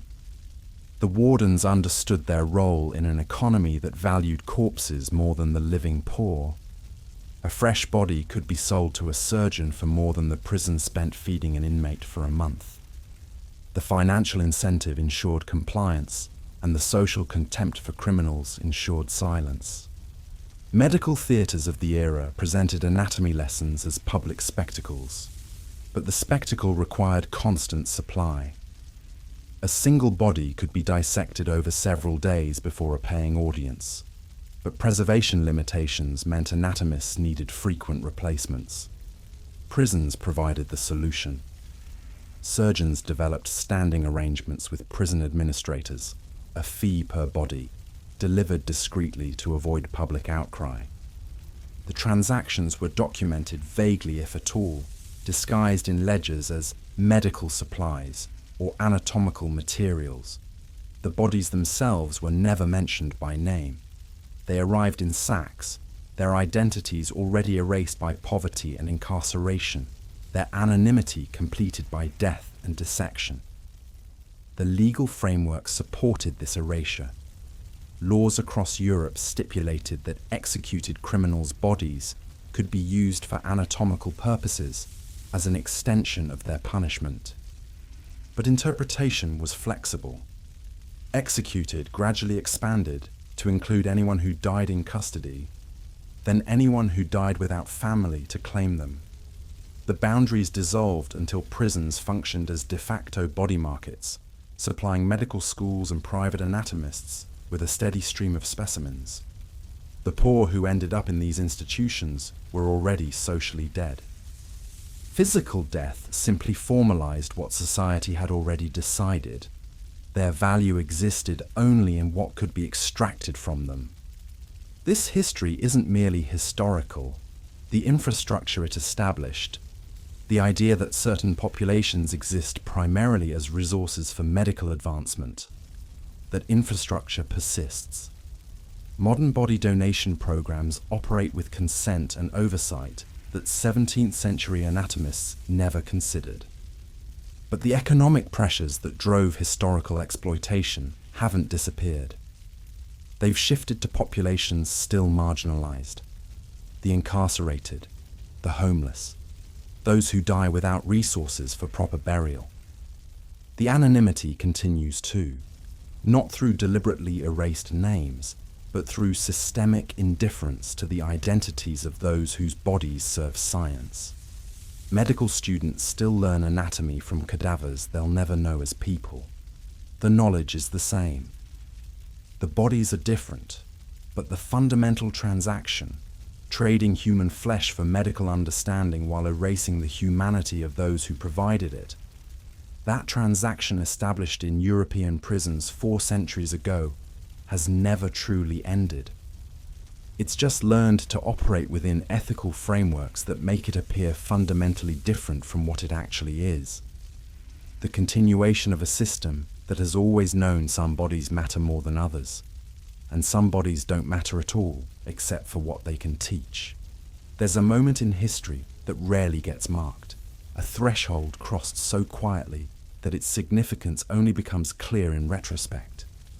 Modern medical experimentation didn't announce itself. It emerged gradually from practices that had always existed: the physician testing a new treatment, the surgeon attempting an untried procedure, the researcher observing disease progression in patients too poor to refuse.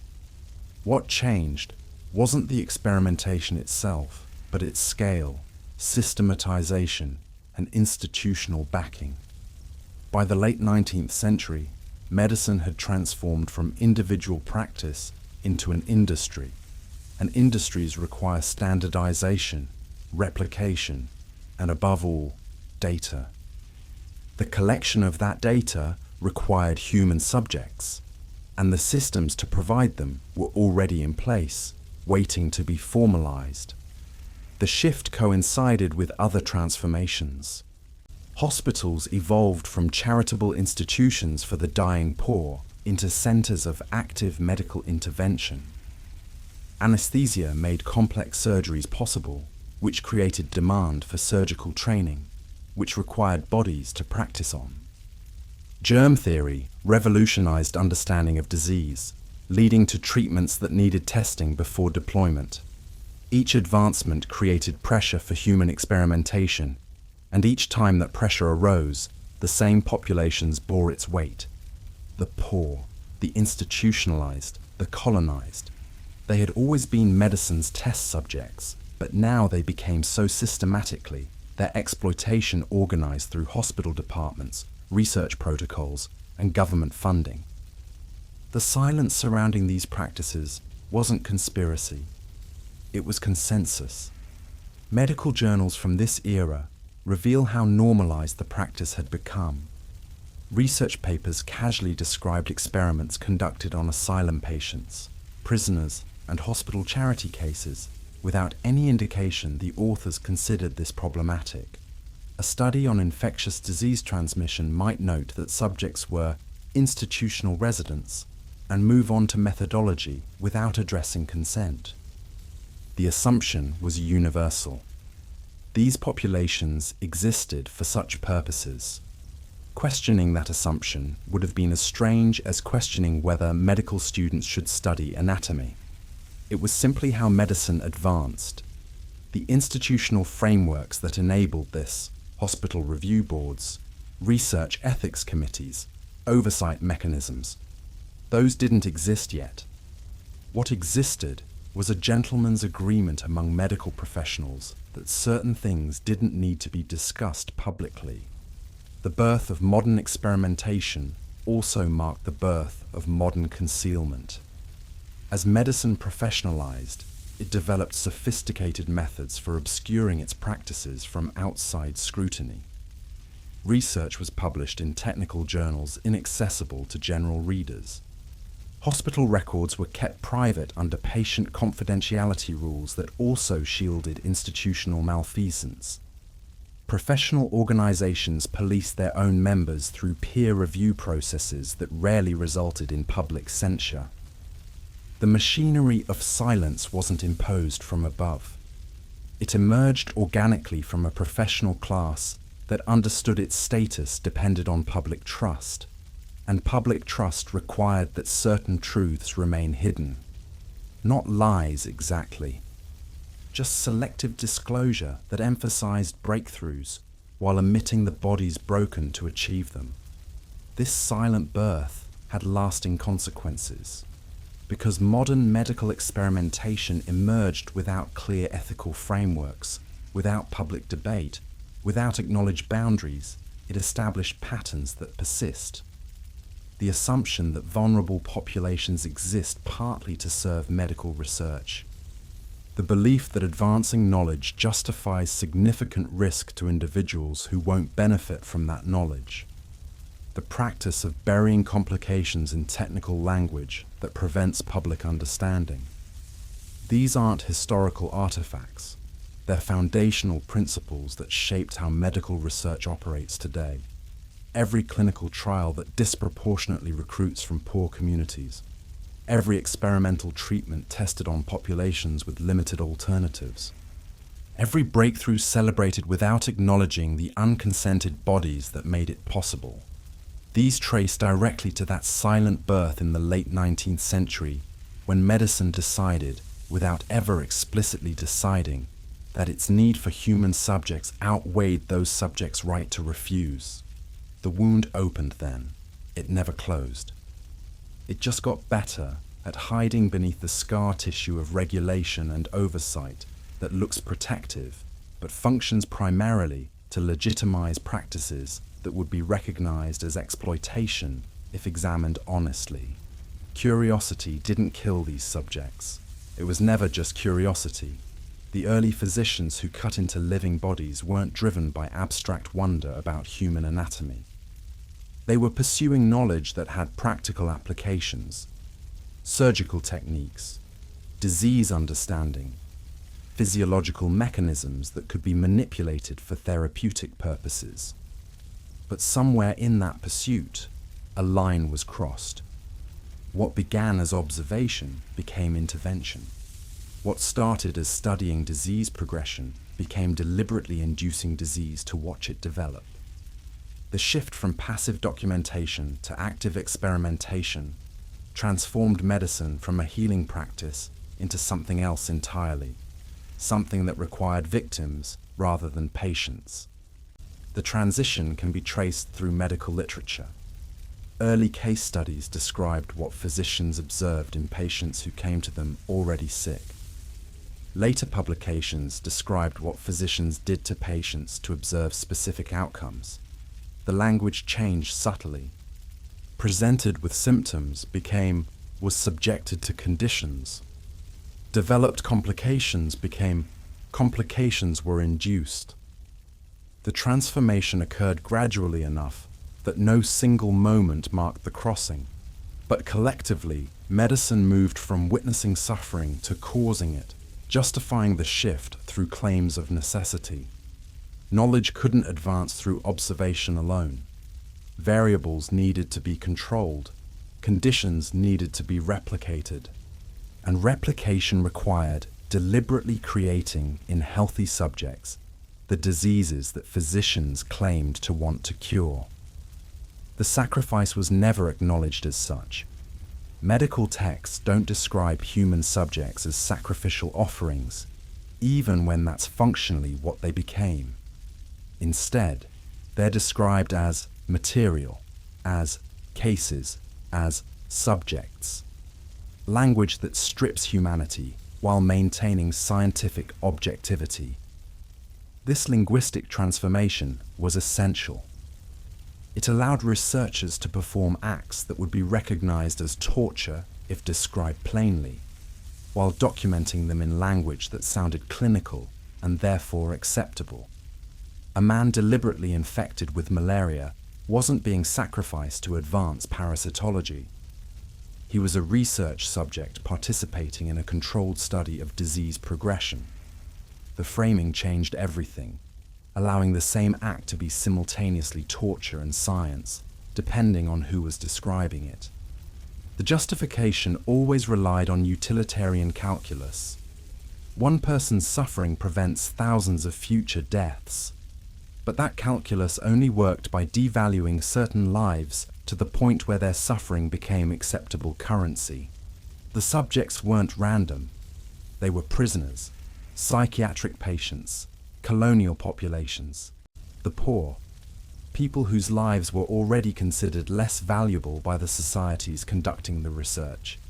The sacrifice wasn't distributed equally across humanity. It was extracted specifically from those with the least power to resist, which meant it wasn't really sacrifice at all. Sacrifice implies voluntary offering. This was extraction, taking knowledge from bodies that had no choice in providing it, then framing that extraction as noble contribution to human advancement.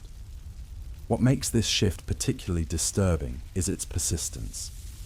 Modern medical research still operates on the principle that advancing knowledge justifies significant risk to individuals who may never benefit from that knowledge.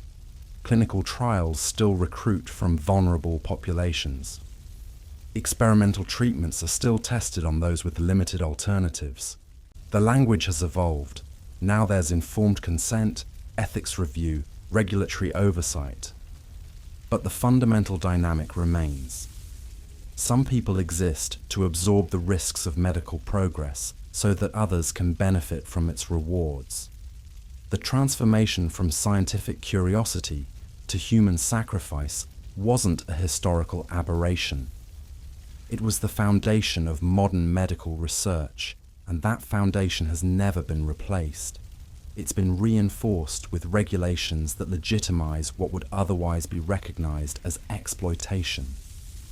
The line between healing and harming, between medicine and violence, between progress and sacrifice, that line was erased long ago. What remains is a system that has learned to perform sacrifice while calling it science, to extract knowledge from unwilling bodies while documenting it as voluntary participation, and to build medical advancement on hidden suffering while celebrating only the visible breakthroughs. The curiosity was never innocent. It demanded victims from the start, and it continues demanding them still. Academic medicine operates on a brutal currency: publish or perish. Careers advance through research output, through discoveries that merit journal publication, through findings significant enough to attract funding and institutional prestige. This pressure creates an environment where ethical considerations become obstacles to overcome, rather than boundaries to respect. A researcher facing tenure review doesn't have time to spend years securing proper consent, building trust with communities, or ensuring that experimental protocols truly protect subjects. They need data, they need publications, and they need them before competing researchers claim the same territory. That urgency has always pushed medical research towards shortcuts, and those shortcuts have always been cut through the bodies of people with no power to stop them. The academic reward structure explicitly incentivizes risk-taking that researchers don't personally bear. A successful experiment that produces publishable results advances careers regardless of what happened to the subjects involved. Failed experiments that harm participants might stall a research program temporarily, but they rarely end careers if proper documentation was maintained. The risk-reward calculation is entirely one-sided. Researchers gain professional advancement, institutional funding, and scientific recognition. Subjects gain nothing except exposure to experimental protocols that may harm them. When the system rewards outcomes without adequately penalizing methods, unethical research becomes not just possible, but inevitable. It's simply the rational response to institutional pressures that value productivity over protection. Universities compounded the problem by tying research success to institutional prestige and financial survival. Schools compete for rankings based partly on research output and grant funding. A university producing groundbreaking medical research attracts better students, more talented faculty, and larger endowments. This creates institutional pressure that flows downward to individual researchers. Department chairs need their faculty publishing. Faculty need their graduate students producing data. Graduate students need subjects who will participate in studies designed to generate significant findings, not null results that don't merit publication. At every level, the pressure intensifies, and at every level, ethical corners get cut, because the alternative, rigorous protection of human subjects, makes research slower, more expensive, and less likely to produce the dramatic results that justify continued funding. The peer review process, theoretically a check on unethical research, instead functioned as a mechanism for normalizing it. Reviewers were themselves researchers facing identical pressures. They understood that questioning methodologies too aggressively meant their own work would face similar scrutiny. A culture of professional courtesy emerged where certain questions weren't asked. How exactly were subjects recruited? Were they truly capable of informed consent? What happened to participants who experienced complications? These concerns were acknowledged in abstract ethical discussions, but rarely prevented publication of research with significant findings. The implicit understanding was clear. We all operate under these pressures. We all need to publish. And maintaining that system requires not looking too closely at anyone's methods. This academic machinery continues operating with modifications that appear substantial, but change little fundamentally. Modern universities have ethics review boards, required training in human subjects protection, and explicit policies against coercive recruitment. But the underlying pressure remains unchanged.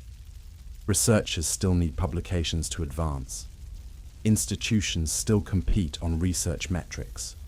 Journals still favor positive findings over negative results. The machinery that drove historical abuses hasn't been dismantled. It's been equipped with oversight mechanisms that make unethical research harder to conduct, but don't address the fundamental incentive structures that reward it. Young researchers entering academic medicine still face the same choice their predecessors did. Take ethical shortcuts that advance your career, or maintain rigorous standards that may leave you behind professionally. The pressure doesn't excuse the choices made under it, but understanding that pressure explains why those choices keep being made, generation after generation, despite ethics codes and regulatory frameworks that theoretically prevent them. The academic system demands human sacrifice for professional advancement. It always has. And until the incentive structures change, it always will. Isolation has always been medicine's greatest enabler. When institutions are remote, when communication with the outside world is restricted, when the only witnesses are employees dependent on the institution for their livelihoods, anything becomes possible. Mental institutions built in the countryside, far from population centers and curious eyes, operated with autonomy that urban hospitals could never achieve. These facilities housed thousands of patients committed indefinitely, many of them forgotten by families who had signed them away. Inside those walls, medical staff conducted experiments that would have been impossible under scrutiny, knowing that even if patients reported abuse, their testimony would be dismissed as the delusions of the mentally ill. The forgotten cases emerged decades later, usually by accident. A former employee's deathbed confession, documents discovered during demolition, a journalist pursuing rumors that had circulated locally for years. What they revealed were systematic programs of experimentation on patients who had no legal standing, no family advocacy, and no ability to leave. Lobotomies performed not as treatment, but as curiosity, to see what happened when specific brain regions were destroyed. Insulin shock therapy pushed beyond therapeutic thresholds to observe coma states and recovery patterns. Experimental psychotropic compounds administered in combinations and doses that had never been tested, with outcomes documented clinically, even when those outcomes included permanent cognitive damage or death. The staff who conducted these experiments weren't monsters by their own assessment.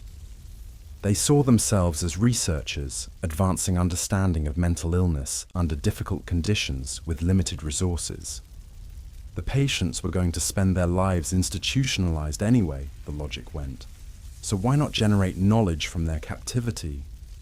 This rationalization allowed ordinary physicians and nurses to participate in programs they would have recognized as torture if conducted on people they considered fully human.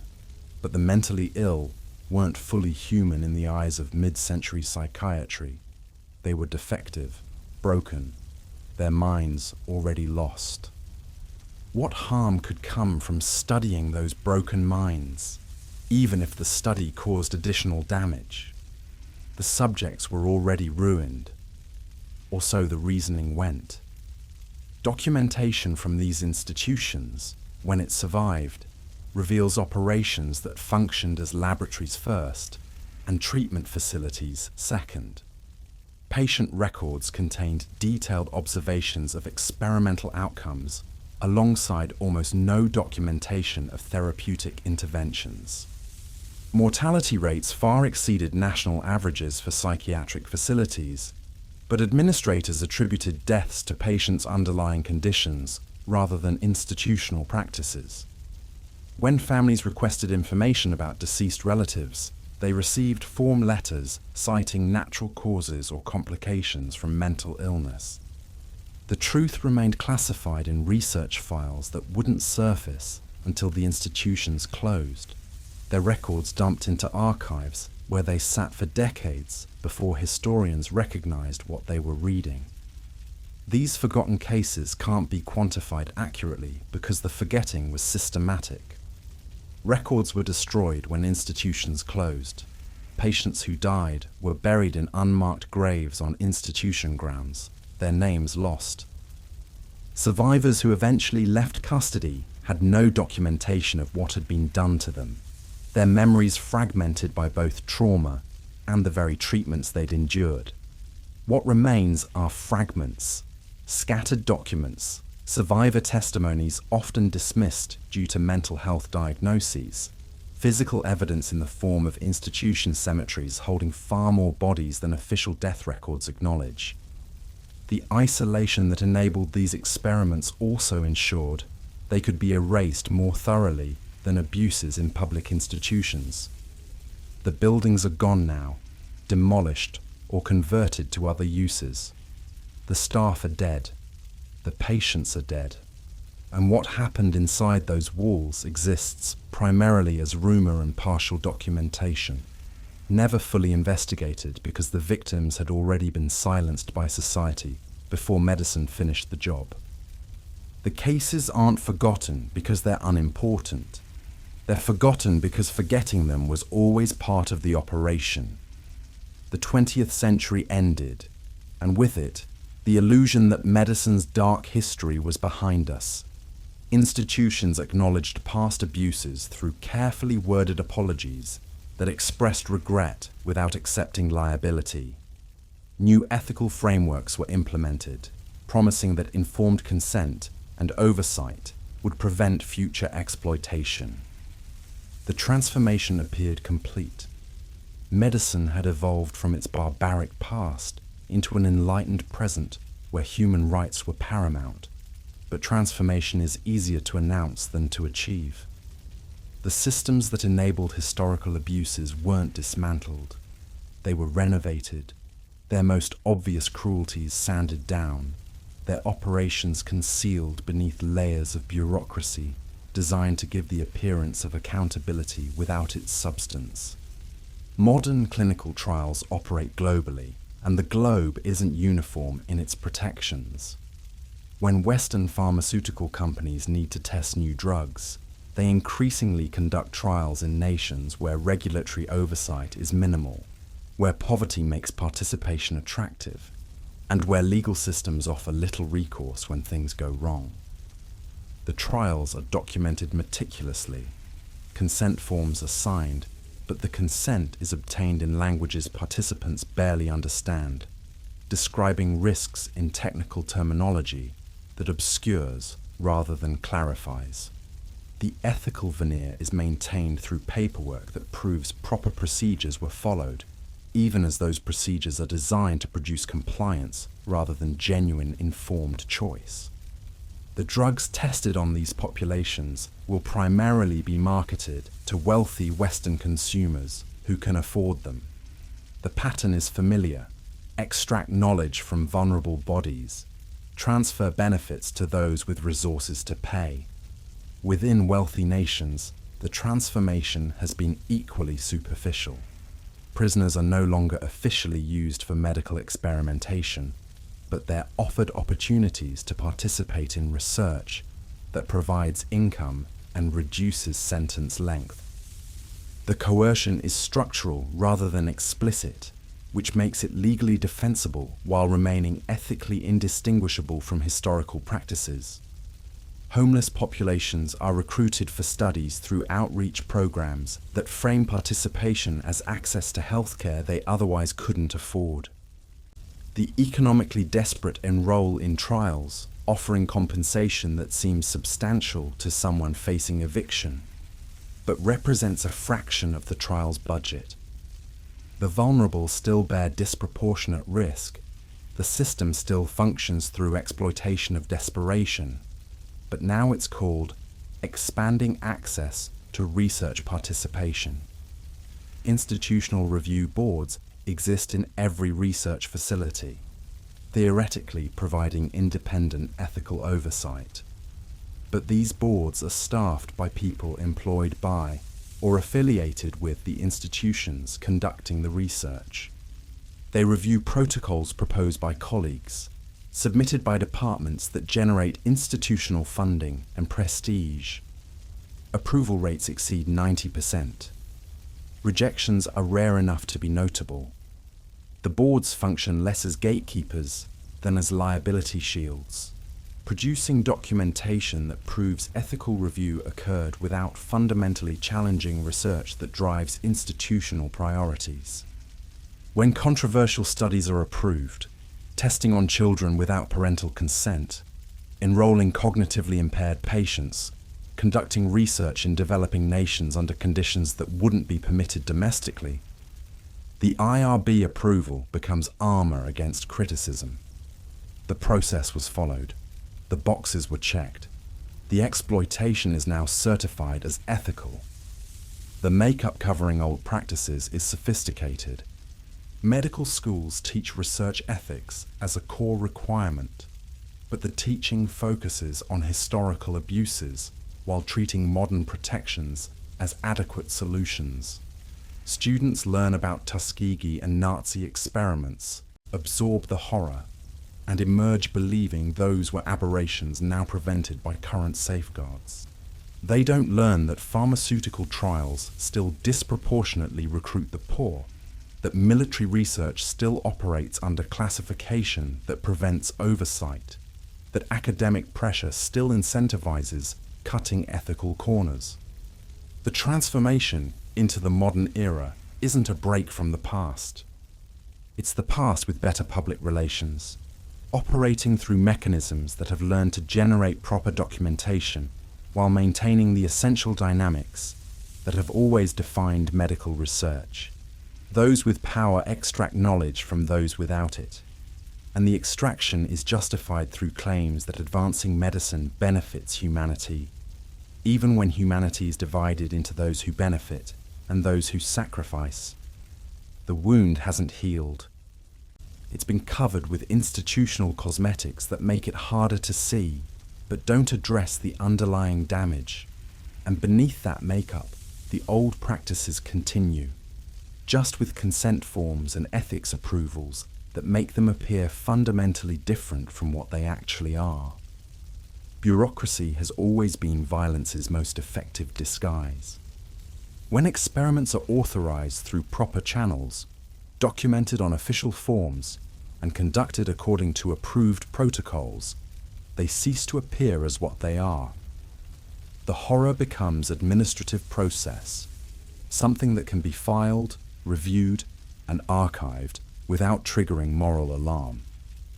A requisition form requesting 20 subjects for radiation exposure testing looks nothing like what it authorizes. Human beings deliberately poisoned to generate data. The language is sanitized, the procedures are standardized, and the outcome is suffering transformed into paperwork that makes that suffering invisible to everyone except those experiencing it. Government agencies perfected this camouflage throughout the Cold War era. Experimental programs weren't announced as human experimentation. They were classified operations with bureaucratic designations that revealed nothing about their true nature. Project Shad, Operation Whitecoat, Program 112. The names could have belonged to infrastructure projects or agricultural initiatives. What they actually designated were programs that exposed military personnel and civilians to chemical and biological agents, studying the effects without informed consent and documenting outcomes in reports that would remain classified for decades. The bureaucratic structure distributed responsibility so thoroughly that no individual bore guilt. Researchers collected data. Administrators approved protocols. Military commanders authorized deployment. The harm was collaborative, which meant it was also deniable. The execution of these experiments followed procedures indistinguishable from legitimate operations. Subjects were processed through intake protocols, signed documents they couldn't meaningfully understand, and were assigned to experimental groups through randomization procedures that gave the appearance of scientific rigor. Medical staff followed established protocols, documenting reactions and complications with clinical precision. When subjects died or suffered permanent damage, their cases were processed through proper channels, incident reports filed, death certificates issued, next of kin notified with carefully constructed explanations that attributed outcomes to natural causes or unrelated complications. The machinery of bureaucracy converted human experimentation into routine operation, something that happened thousands of times across hundreds of facilities, without ever appearing as the systematic program it actually was. The participants themselves often didn't recognize what had happened to them until decades later, if ever. They'd been told they were receiving medical treatment, participating in routine training, or contributing to national security through unspecified means. The bureaucratic framing precluded understanding. A soldier exposed to nerve agents during what he was told was defensive training didn't realize he'd been deliberately poisoned until classified documents surfaced 40 years later. A hospital patient who received experimental radiation therapy as cancer treatment never knew the dosages were designed to study weapons effects rather than therapeutic outcomes. The bureaucracy concealed experimentation within ordinary medical and military operations, making it impossible for subjects to distinguish between standard procedures and deliberate harm. This bureaucratic machinery hasn't been decommissioned, it's been refined. Modern human experimentation still operates through institutional processes that make exploitation appear routine. Research protocols are submitted to ethics committees, which review them against regulatory checklists and issue approvals that legitimize whatever follows. Subjects signed consent documents drafted by institutional legal departments, more concerned with liability protection than genuine informed choice. Adverse events are reported through systems designed to attribute complications to individual reactions rather than systemic problems. The execution remains bureaucratic, which means it remains hidden within processes that appear legitimate because they follow established procedures. The violence isn't obvious, It's dispersed across forms, protocols, and administrative steps that make it impossible to see the whole operation from any single vantage point. And that invisibility is the point. Bureaucracy doesn't just disguise experimentation. It makes experimentation indistinguishable from normal operations, transforming exploitation into routine, suffering into data, and human beings into processing statistics that move through systems designed to extract value while documenting everything except the truth of what's being done. The disguise is perfect because it's not really a disguise.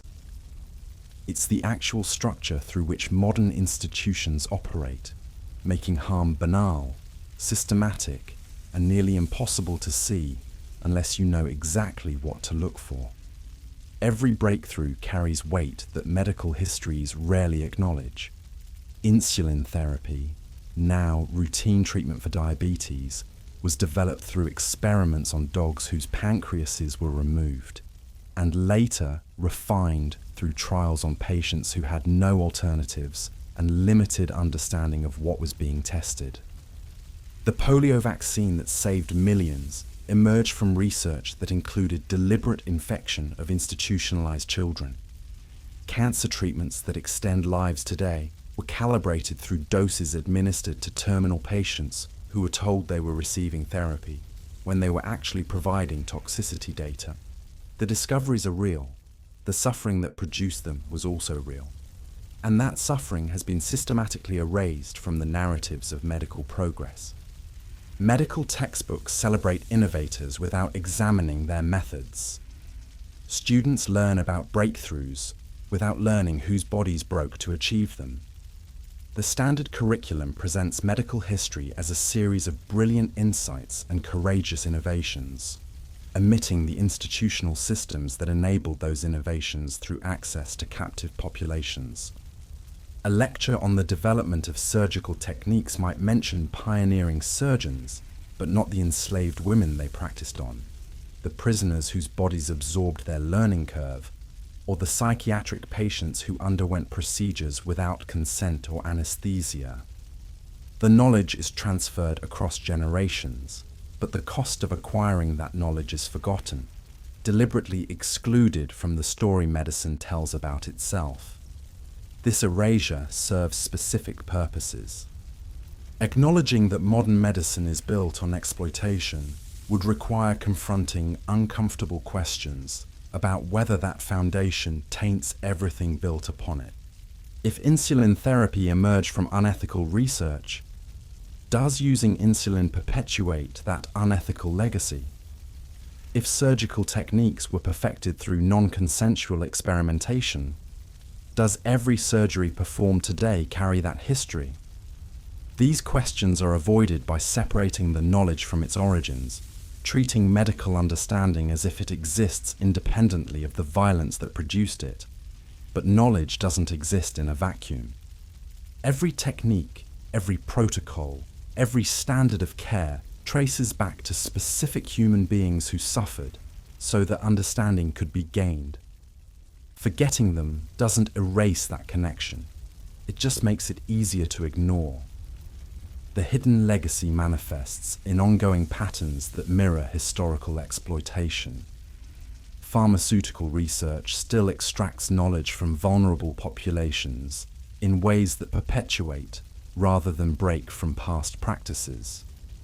Clinical trials recruit from economically desperate communities, offering compensation that seems generous to the poor, but is negligible compared to eventual drug profits. Experimental treatments are tested on patients with terminal diagnoses or limited alternatives, their participation framed as hope when it's actually data collection for therapies they'll likely never benefit from. The populations bearing risk remain predictably marginalized: prisoners, the mentally ill, residents of developing nations, anyone whose circumstances make refusal difficult. The system has been reformed, regulated, subjected to oversight, but it still functions through exploitation of desperation, still concentrates risk among the vulnerable, still produces benefits that flow primarily to those who didn't bear the costs of development. What's most disturbing isn't that this history exists. It's that it continues while being systematically forgotten, relegated to footnotes and critical histories that exist outside mainstream medical education. Every doctor practicing today benefits from knowledge gained through suffering they're never taught about. Every patient receiving treatment participates in a medical system built on foundations they don't know were laid with bodies that couldn't say no. The erasure is ongoing, active, necessary for maintaining the narrative that modern medicine represents enlightened progress rather than the continuation of patterns established through centuries of exploitation. The discoveries matter. The lives saved through those discoveries matter. But the suffering erased to protect medicine's reputation matters too. And it remains erased not because it's insignificant, but because acknowledging it would require confronting truths that institutions built on that suffering cannot afford to face. The legacy isn't hidden in the past.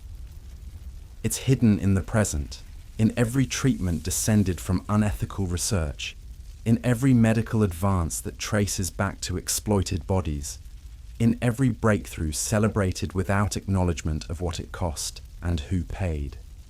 The wound hasn't healed because it's never been properly exposed. And it won't heal until medicine stops erasing the suffering that built it and starts acknowledging that progress and exploitation aren't contradictory. They're often the same story, just told by different voices, with only one of those voices given permission to speak. The records exist. Thousands of pages declassified decades after the damage was done. Testimonies from survivors who spent lifetimes trying to be believed. Physical evidence buried in unmarked graves on institution grounds. The truth was never truly hidden.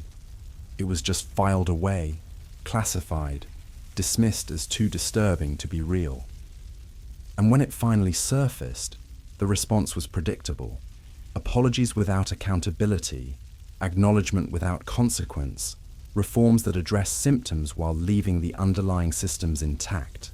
Medical progress is measured in lives saved, diseases cured, suffering prevented. But that measurement never accounts for the suffering that produced the progress.